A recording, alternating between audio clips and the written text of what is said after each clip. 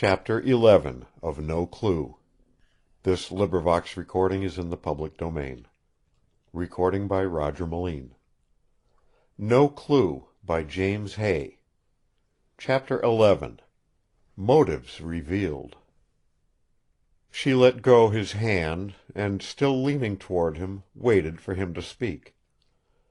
A confusion of misgivings assailed her. She regretted having confided in him. If his anger embraced Berne as well as Judge Wilton, she had done nothing but harm. Seeing her dismay, he tried again to reassure her. "But no matter," he minimized his own sense of shock. "I'm sure I'll understand if you'll tell me more. Your explanation."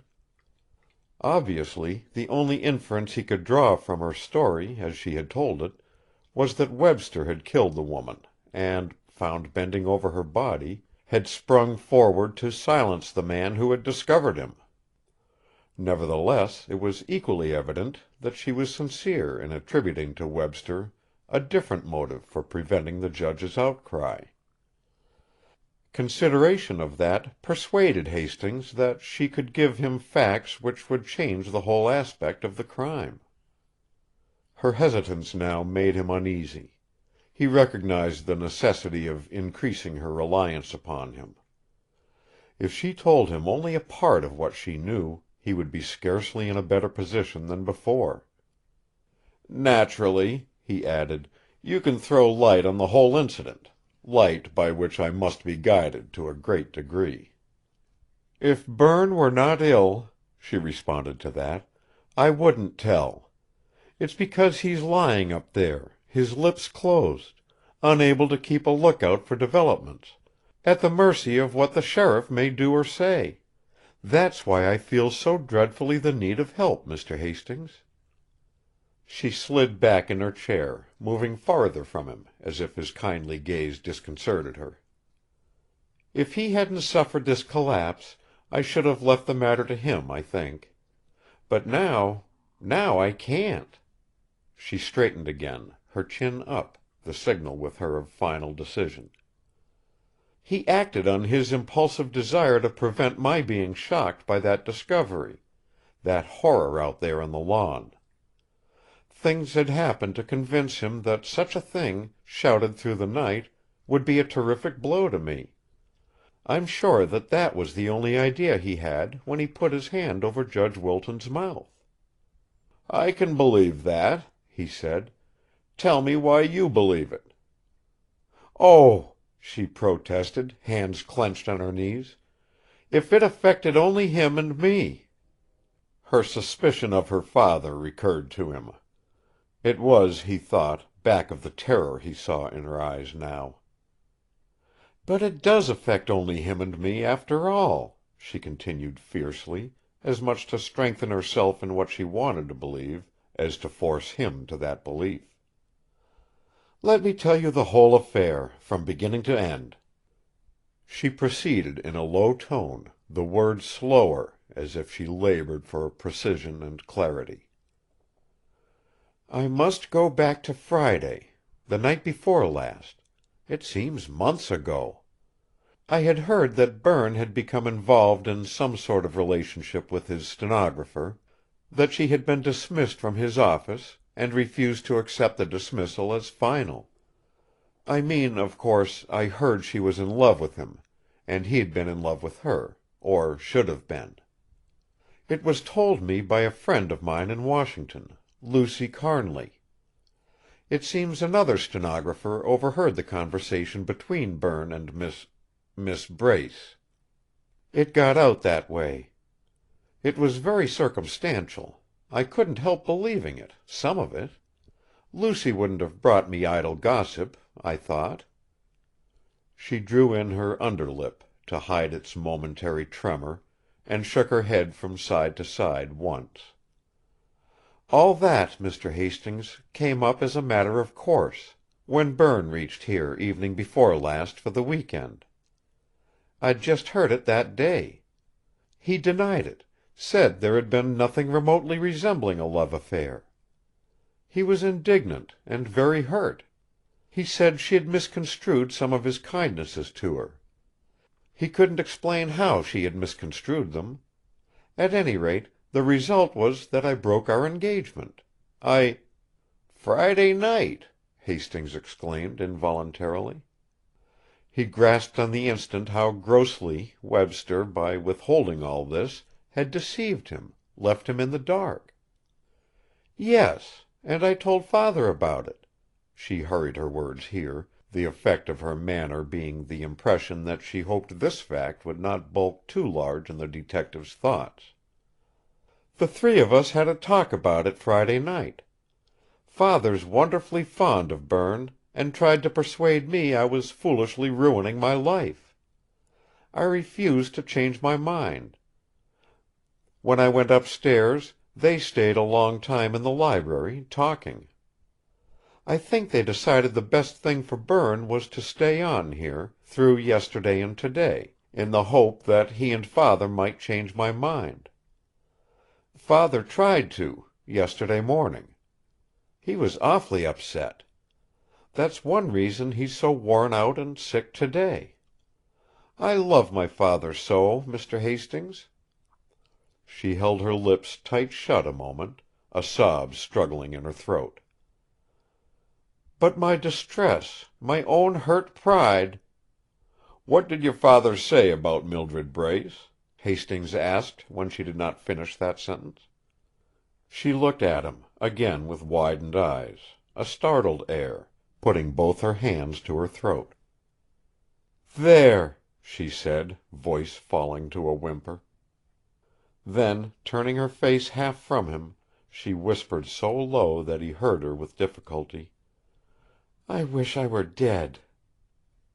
Her words frightened him, they had so clearly the ring of truth, as if she would in sober fact have preferred death to the thought which was breaking her heart, suspicion of her father. "That was why Berne stopped the judge's outcry," she said at last, turning her white face to him. "He had the sudden wild idea that I'm afraid you have, that Father might have killed her. And Berne did not want that awful fact screamed through the night at me. Oh, can't you see? Can't you see that, Mr. Hastings?" "It's entirely possible. Mr. Webster may have thought that. But let's keep the story straight. What had your father said about Mildred Brace, to arouse any such suspicion?" "He was angry, terribly indignant. You know I made no secret to you of his high temper. His rages are fierce. Once, when he was that way, I saw him kill a dog. If it had—but I think all men who are unstrung nervously, as he is, have high tempers. He felt so indignant because she had come between Berne and myself. He blamed neither Berne nor me. He seemed to concentrate all his anger upon her. He said—you see, Mr. Hastings, I tell you everything. He threatened to go to her and—he had, of course, no definite idea what he would do. Finally, he did say he would buy her off, pay her to leave this part of the country. After that, he said, he knew I wouldn't see things clearly. And Berne and I would be reconciled." Hastings remembered Russell's assertion that Mildred had her ticket to Chicago. "Did he buy her off?" he asked quickly. "Oh, no. He was merely wishing that he could, I think." "But he made no attempt to get in touch with her yesterday? You're sure?" "Quite," she said. "But don't you see, Mr. Hastings? Father was so intense in his hatred of her that Berne thought of him the moment he found that body out there. He thought Father must have encountered her on the lawn in some way, or she must have come after him and he, in a fit of rage, struck her down." "Has Webster told you this?" "No. But it's true. It is." "But, if your supposition is to hold good, how did your father happen to be in possession of that dagger, which evidently was made with malice aforethought, as the lawyers say?" "Exactly," she said, her lips quivering, hands gripping spasmodically at her knees. "He didn't do it. He didn't do it. Berne's idea was a mistake."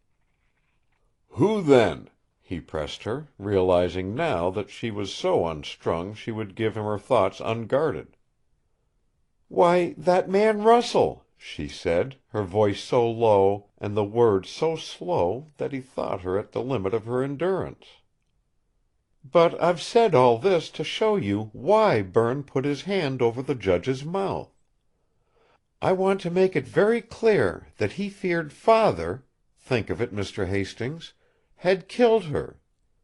At first I thought—" She bowed her face in both her hands and wept unrestrainedly, without sobs, the tears streaming between her fingers and down her wrists. The old man put one hand on her hair, and with the other brought forth his handkerchief, being bothered by the sudden mistiness of his spectacles.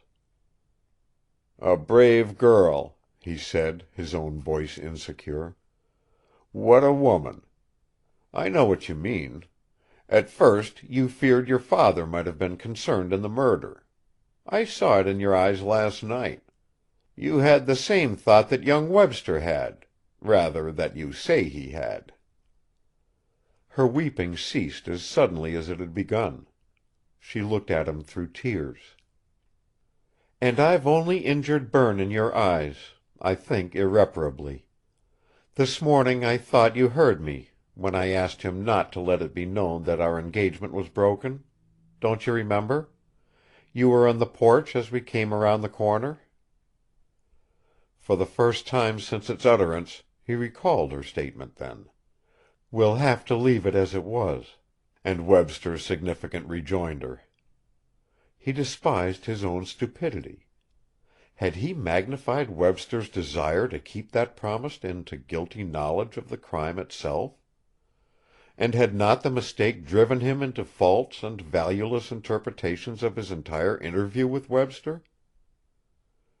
"He promised," Lucille pursued, "for the same reason I had in asking it, to prevent discovery of the fact that Father might have had a motive for wishing her dead. It was a mistake, I see now, a terrible mistake." "Can you tell me why you didn't have the same thoughts about Berne?" He was sorry he had to make that inquiry. If he could, he would have spared her further distress. Why wouldn't he have had the same motive, hatred of Mildred Brace, 1,000 times stronger? "I don't know," she said. "I simply never thought of it. Not once." Fine psychologist that he was, Hastings knew why that view had not occurred to her. Her love for Webster was an idealizing sentiment, putting him beyond even the possibility of wrongdoing. Her love for her father, unusual in its devotion as it was, recognized his weaknesses nevertheless. And while seeking to protect the two, she had told a story which, so far as bald facts went, incriminated the lover far more than the father. She had attributed to Sloane, in her uneasiness, the motive which would have been most natural to the discarded Webster. Even now she could not suspect Berne. Her only fear was that others, not understanding him as she did, might suspect him. Although she had broken with him, she still loved him. More than that, his illness and consequent helplessness increased her devotion for him, brought to the surface the maternal phase of it. If she had to choose between the two, Hastings thought, she'd save Webster every time. "I know. I tell you, Mr. Hastings, I know neither Berne nor Father is at all responsible for this crime. I tell you," she repeated, rising to her feet, as if by mere physical height she hoped to impress her knowledge upon him. "I know they're innocent. Don't you know it?" She stood looking down at him, her whole body tense, arms held close against her sides, the knuckles of her fingers white as ivory.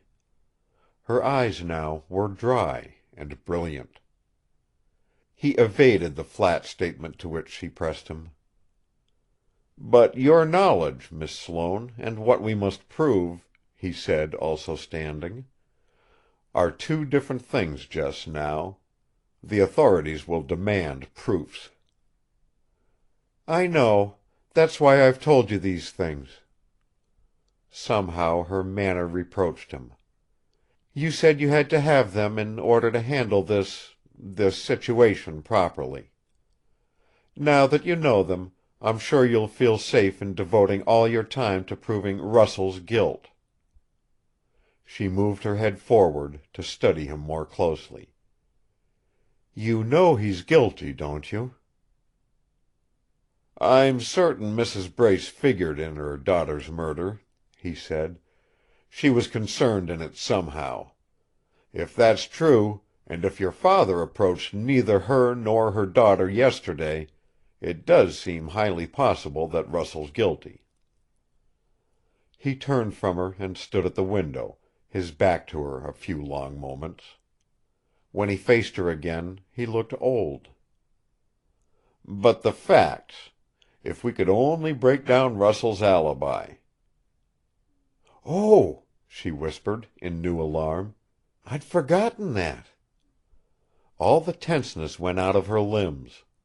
She sank into her chair, and sat there, looking up to him, her eyes frankly confessing a panic fear. "I think I'm sorry I told you," she said desperately. "I can't make you understand." Another consideration forced itself upon her. "You won't have to tell anybody at all about this, will you, now?" He was prepared for that. "I'll have to ask Judge Wilton why he acted on Mr. Webster's advice, and what that advice was, what they whispered to each other when you saw them." "Why, that's perfectly fair," she assented, relieved. "That will stop all the secrecy between them and me. It's the very thing I want. If that's assured, everything else will work itself out." Her faith surprised him. He had not realized how unqualified it was. "Did you ask the judge about it?" he inquired. "Yes, just before I came in here, after Berne's collapse. I felt so helpless. But he tried to persuade me my imagination had deceived me. He said they had had no such scene. You know how gruff and hard Judge Wilton can be at times. I shouldn't choose him for a confidant." "No, I reckon not. But we'll ask him now, if you don't mind." Willis, the butler, answered the bell, and gave information. Judge Wilton had left Sloanehurst half an hour ago and had gone to the Randalls. He had asked for Miss Sloane, but learning that she was engaged, had left his regrets, saying he would come in tomorrow, after the adjournment of court. "He's on the bench tomorrow at the county seat," Lucille explained the message. "He always divides his time between us and the Randalls when he comes down from Fairfax for his court terms. He told me this morning he'd come back to us later in the week." "On second thought," Hastings said, "that's better. I'll talk to him alone tomorrow, about this thing, this inexplicable thing. A judge taking it upon himself to deceive the sheriff, even. But," he softened his sternness of his tone, "he must have a reason, a better one than I can think of now."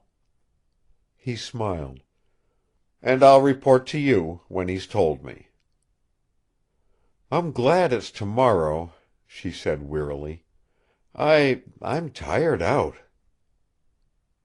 On his way back to Washington, the old man reflected: "Now she'll persuade Sloane to do the sensible thing, talk."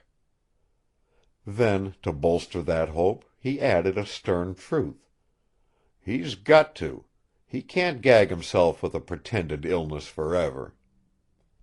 At the same time, the girl he had left in the music room wept again, saying over and over to herself, in a despair of doubt: "Not that! Not that. I couldn't tell him that. I told him enough. I know I did. He wouldn't have understood." Chapter 12.